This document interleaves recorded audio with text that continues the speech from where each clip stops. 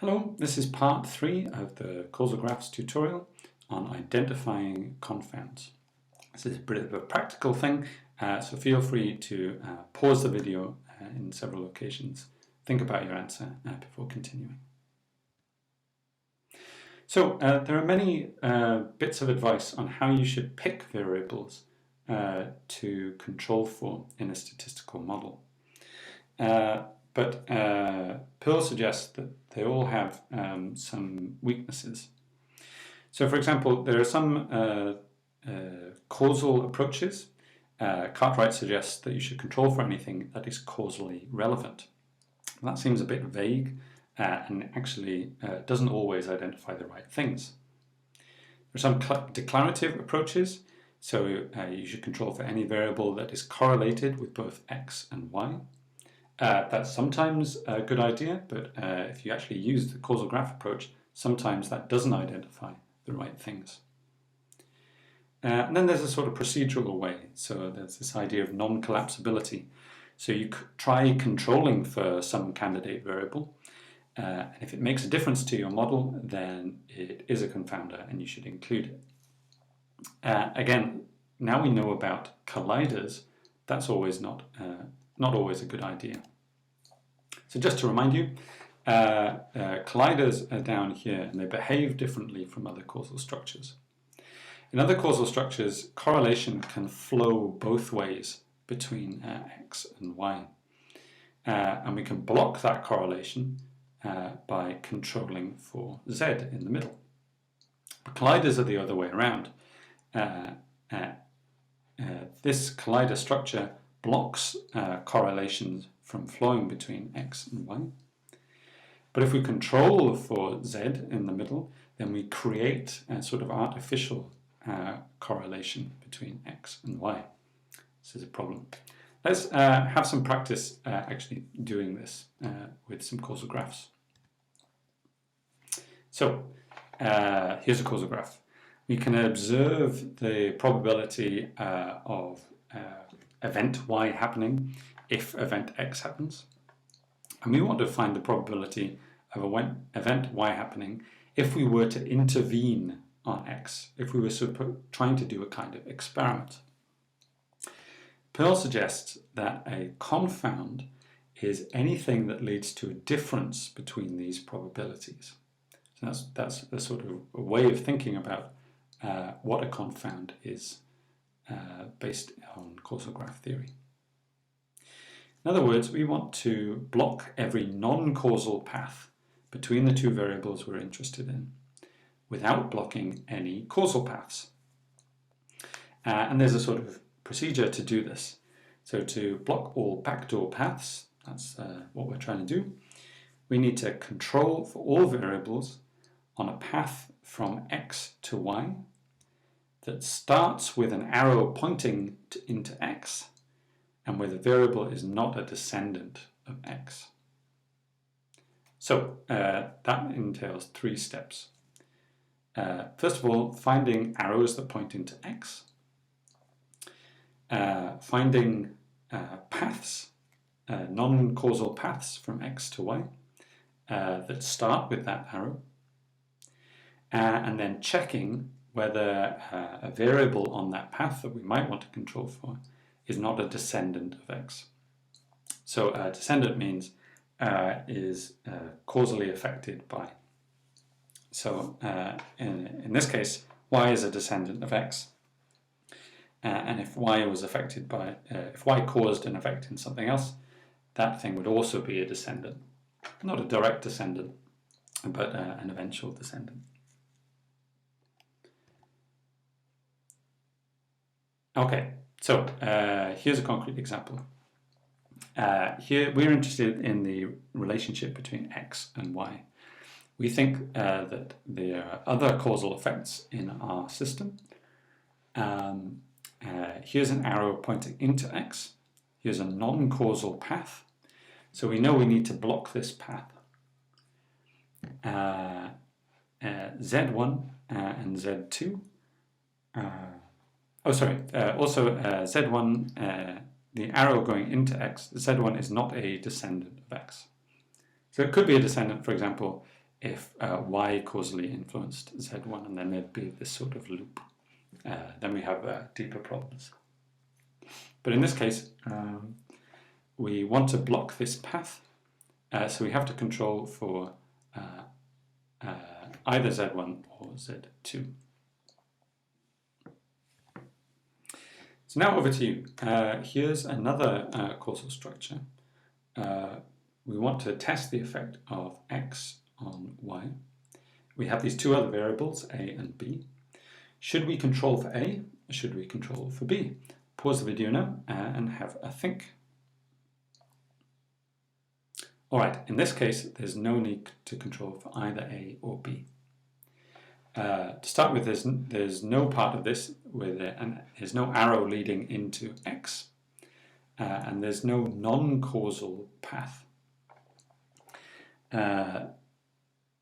So although the effect of x on y goes through a, if we were to control for a, we would actually diminish our ability to observe the effect of x on y. We'd be blocking the causal effect that we want to observe. And actually sometimes studies do this. They identify that a is related to y, and so they control for it. But by doing that, they might actually be removing the effect that they want to see. In this case, a affects b also, but b doesn't affect anything else, so we don't need to control for it.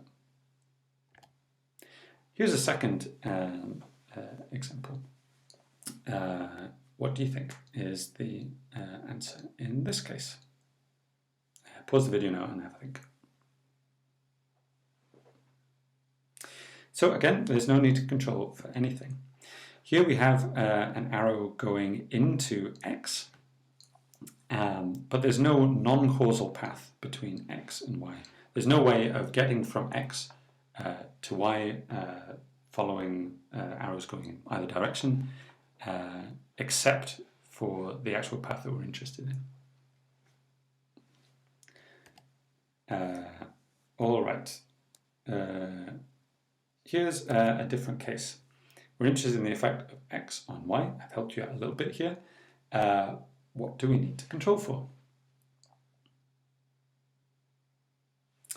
So the answer is we need to control for b. So here's an arrow that's going into x. The green dotted line is a non-causal path. So a way that information can flow around the system that doesn't follow this red causal path that we're interested in. So we need to control for something on this path. If we were to control for a, we would also block our own path, the path that we're interested in. So we don't want to do that. We want to control for b. Doing that should be fix our problem. All right, how about this case? Pause the video, see what you think. So in this case, there's no need to control for either a or b. Just following the procedure, there are no arrows going into x, so there's no backdoor paths. Some people might think that because b correlates with y, we might want to control for it, and that's the advice that's sometimes given. But in this case, b is actually just another way that x causally influences y. So if we were to control for a, we would block the causal effect of x on y entirely. If we were to control for b, we would also be blocking an effect of x on y through this other path. So if it's just the effect of x on y that we're interested in, the total effect, then we want to allow both of these routes to remain open, and we don't want to control for either of them. If we were just interested in the top path, the effect of a on y effectively, then we would control for b. Okay, here's another example. It's a bit more complicated. Pause the video, see what you think.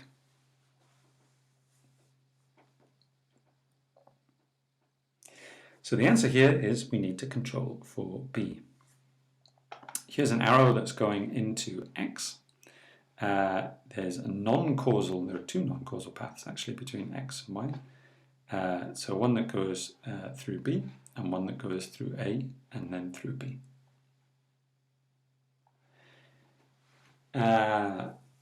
If we control for B, then we block that non-causal path. If we control for A, what would happen? Well, you may have noticed that there is a collider here between X, A, and B. If we were to control for A, we would cause a correlation to appear between X and B. And then information could flow around here to get into Y. So we'd actually cause a confound if we controlled for A. Here's another system, more complicated again. Pause the video and have a go.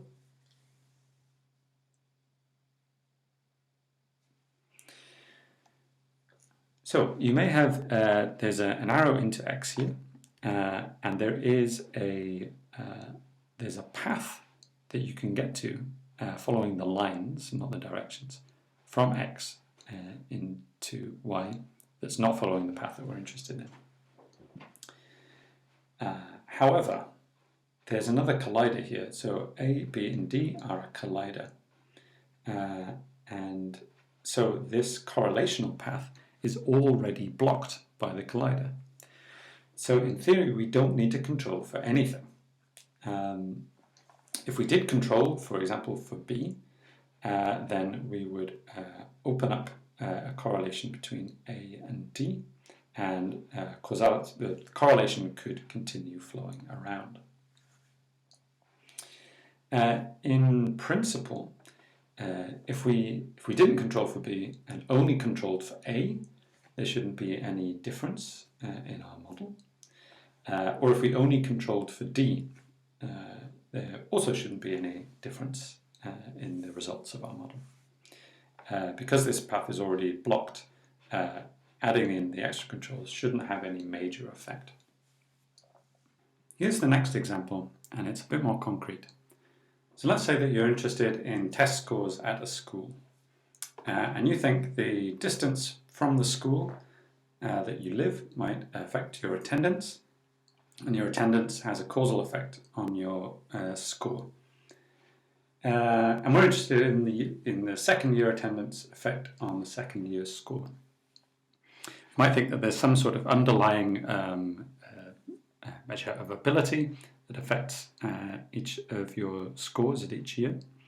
And then we have the year one attendance score. So that's year one attendance is also affected by the distance you live from the school, and that affects your year one score. The question is, if we're interested in the red causal link, what should we control for? Pause the video and have a think. Okay, so here's an arrow going into the first variable that we're interested in. And there is a way of getting to year two score through other variables following non-causal paths. However, you may have noticed that Y1 score here is a collider. So Y1 attendance ability and Y1 score, this is a collider. This already blocks the non-causal path. So in principle, we don't need to control for anything. And that kind of makes it a bit unintuitive. You might want to control for year one score when you're looking at year two scores. But if you think that the attendance in year one does not causally affect your year two score directly, and it's only the year two score that directly influences that, then you don't need to control for any of these other things in order to measure the relationship between these things. And that's an unintuitive